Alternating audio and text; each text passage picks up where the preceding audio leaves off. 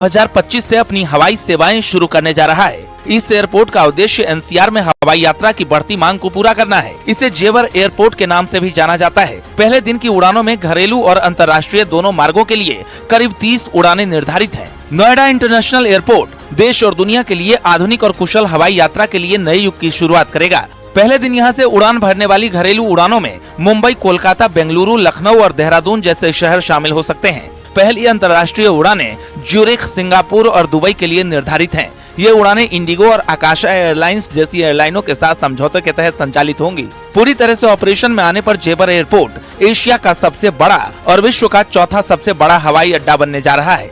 उड़ानों के लिए टिकट बुकिंग फरवरी 2025 में शुरू होने की संभावना है, यानी संचालन शुरू होने से लगभग 90 दिन पहले। अमेरिका के नए चुने गए राष्ट्रपति डोनाल्ड ट्रंप 20 जनवरी को राष्ट्रपति पद की शपथ लेंगे। ये आयोजन अमेरिकी कैपिटल बिल्डिंग में होगा। ट्रंप अमेरिका के 47वें राष्ट्रपति के तौर पर शपथ लेंगे। जो बाइडेन डोनाल्ड ट्रंप के शपथ ग्रहण समारोह में शामिल होंगे और सत्ता का हस्तांतरण करेंगे।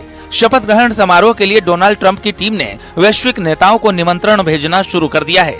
चीन के राष्ट्रपति शी जिनपिंग, इटली के प्रधानमंत्री जॉर्जिया मेलोनी के साथ साथ माना जा रहा है कि दुनिया के कई छोटे और बड़े नेताओं को निमंत्रण दिया जा रहा है। ये शायद अमेरिकी इतिहास में पहला मौका होगा जब किसी राष्ट्रपति के शपथ ग्रहण में विदेशी नेता शामिल होंगे। इसकी वजह है कि ट्रंप इस शपथ ग्रहण समारोह को एक ग्लोबल इवेंट के तौर पर पेश करना चाहते हैं।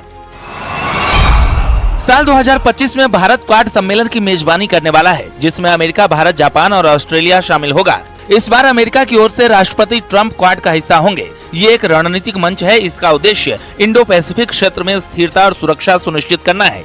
2024 में क्वाड सम्मेलन अमेरिका में हुआ था। प्रधानमंत्री के रूप में करीब 11 साल पूरे कर चुके मोदी के लिए ये क्वाड सम्मेलन बहुत महत्वपूर्ण होने वाला है। क्वाड की मीटिंग ऐसे समय हो रही है जब दुनिया में दो भयंकर युद्ध चल रहे हैं। रूस और यूक्रेन के बीच चल रहे युद्ध में भारत को मध्यस्थता करने की बात चल रही है। पूरी दुनिया की नजर 25 में होने वाले इस क्वाड सम्मेलन पर होगा।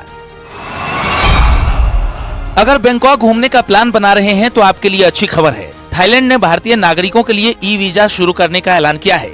ये सुविधा आपको 1 जनवरी से मिलने लगेगी। फिर भारत का कोई भी पासपोर्ट धारक ई वीजा लेकर थाईलैंड घूम सकेगा।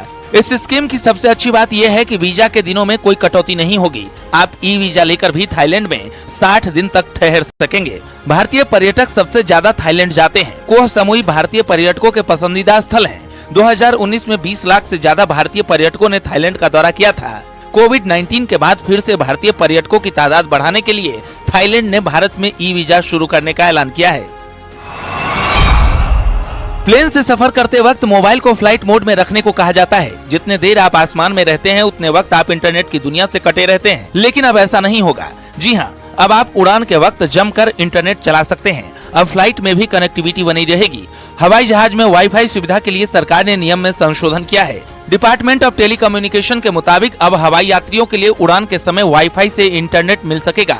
हालांकि उड़ान के दौरान यात्री वाईफाई के जरिए इंटरनेट सेवाओं का इस्तेमाल 3000 मीटर की ऊंचाई पर पहुंच जाने पर ही कर सकेंगे। ऐसा इसलिए किया जा रहा है ताकि जमीनी टेलीकॉम सेवाओं में कोई बाधा न आए। नए साल से ये सुविधा लोगों को मिल सकेगी। क्रिकेट प्रेमियों के लिए 2025 खास होने वाला है, क्योंकि नए साल में आईसीसी चैंपियंस ट्रॉफी का रोमांचक मुकाबला देखने को मिलेगा। इस बार इस ट्रॉफी की मेजबानी पाकिस्तान कर रहा है, लेकिन भारत पाकिस्तान नहीं जाएगा। इसलिए भारत के होने वाले सभी मैच यूएई में होंगे। 2025 चैंपियंस ट्रॉफी की शुरुआत 19 फरवरी से होनी है। वहीं टूर्नामेंट का फाइनल मुकाबला 9 मार्च को खेला जाना है। चैंपियंस ट्रॉफी का पहला मैच पाकिस्तान और न्यूजीलैंड के बीच खेला जाएगा। टीम इंडिया 20 फरवरी को बांग्लादेश से, 23 फरवरी को पाकिस्तान से और 2 मार्च को न्यूजीलैंड से भिड़ेगी। वहीं पाकिस्तान की टीम 19 फरवरी को न्यूजीलैंड से, 23 फरवरी को भारत से और 27 फरवरी को बांग्लादेश से भिड़ेगी। जनवरी 2025 में भारत की मेजबानी में पहले खो खो विश्व कप का आयोजन होगा। इसमें 41 देशों की टीमें हिस्सा लेंगी। इंदिरा गांधी इंडोर स्टेडियम और नोएडा इंडोर स्टेडियम में 13 से 19 जनवरी तक विश्व कप खेले जाएंगे। खो खो वर्ल्ड कप 2025 का पहला मुकाबला भारत और पाकिस्तान के बीच 13 जनवरी को इंदिरा गांधी इंडोर स्टेडियम में खेला जाएगा। भारत चैंपियंस ट्रॉफी के लिए पाकिस्तान नहीं जाएगा, लेकिन पाकिस्तानी खो खो टीम इस टूर्नामेंट के लिए भारत आएगी। भारत सरकार सभी टीमों को रहने, खाने पीने और आने जाने की सुविधा मुफ्त देगी। अंतर्राष्ट्रीय तकनीकी टीम मैदान पर होने वाले कामों में भारत की मदद करेगी।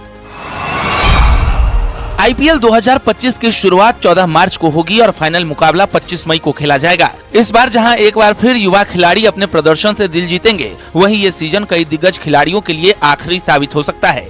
इस बार 13 साल का खिलाड़ी वैभव सूर्यवंशी आईपीएल में रोमांच का केंद्र रहने वाले हैं। इसके अलावा महेंद्र सिंह धोनी, रविचंद्रन अश्विन, मोइन अली, रोहित शर्मा और विराट कोहली इस टूर्नामेंट के बाद आईपीएल से संन्यास ले सकते हैं।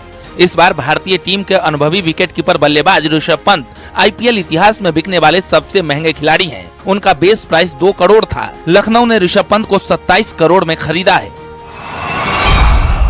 केंद्रीय कर्मचारियों के लिए नया महंगाई भत्ता जनवरी 2025 से लागू होगा। हालांकि इसका ऐलान मार्च 2025 में होने की उम्मीद है। संभावना है कि इस बार भी 3% डीए बढ़ सकता है। ये वृद्धि 7th पे कमीशन के तहत की जाएगी। केंद्र सरकार द्वारा डीए बढ़ाए जाने के बाद राज्यों में डीए की नई दरों का ऐलान होगा। वर्तमान में 48 लाख केंद्रीय कर्मचारियों और 68 लाख पेंशनर्स को 53% डीए का लाभ मिल रहा है। अब अगला डीए जनवरी 2025 से बढ़ाया जाना है। यूपी के कर्मचारियों पेंशनर्स का डीए भी 1 जनवरी 2025 से 3% बढ़ सकता है। इससे 28 लाख कर्मचारियों पेंशनर्स को 56% डीए का लाभ मिलेगा।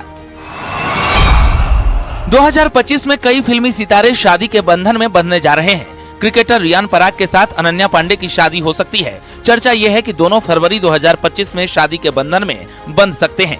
विजय वर्मा और तमन्ना भाटिया 2025 की शुरुआत या अंत तक शादी कर सकते हैं। खबर ये भी है कि तमन्ना और विजय मुंबई में एक लग्जरी अपार्टमेंट ढूंढ रहे हैं, क्योंकि शादी के बाद दोनों वहीं शिफ्ट होंगे। जनवरी 2025 से ही कई मोस्ट अवेटेड फिल्में रिलीज होनी शुरू हो जाएंगी। वहीं पूरे साल बॉलीवुड के पॉपुलर सितारों की फिल्में लगातार दस्तक देगी। कंगना रनौत की चर्चित फिल्म इमरजेंसी 17 जनवरी 2025 को सिनेमाघरों में दस्तक देगी। इस मूवी को टक्कर देने के लिए अजय देवगन की फिल्म आजाद भी सेम डे पर रिलीज होगी। स्काई फोर्स फिल्म से अक्षय कुमार अपना खाता खोलने की तैयारी में हैं। 24 जनवरी 2025 को स्काई फोर्स सिनेमाघरों में रिलीज होगी। आमिर खान के प्रोडक्शन हाउस के बैनर तले बनी फिल्म लाहौर 26 जनवरी 2025 को रिलीज होगी। इसके अलावा विक्की कौशल और रश्मिका मंदाना की Chhaava, jolly LLB 3, raid 2, housefull 5, war 2, Baaghi 4 जैसी बड़ी बजट की फिल्में भी नए साल में रिलीज होंगी। सनी देओल की फिल्म जाट 10 अप्रैल 2024 को सिनेमाघरों में दस्तक देगी। इसके अलावा सलमान खान और रश्मिका मंदाना की फिल्म सिकंदर ईद 2025 पर रिलीज होगी। 2025 में कुल 4 ग्रहण लगेंगे, जिसमें 2 सूर्य ग्रहण होंगे तो 2 चंद्र ग्रहण होंगे। वहीं अगर साल के पहले सूर्य ग्रहण की बात करें तो ये चैत्र नवरात्रि से एक दिन पहले लगेगा। सूर्य ग्रहण की शुरुआत 29 मार्च 2025 की दोपहर 2:21 से होगी, जो 6:24 तक होगी। 2025 के सूर्य ग्रहण का सूतक नहीं लगेगा, क्योंकि ये ग्रहण भारत में नहीं दिखाई दे रहा है। बता दें कि सूतक उसी ग्रहण का माना जाता है जो ग्रहण अपने क्षेत्र में दिखाई देता है।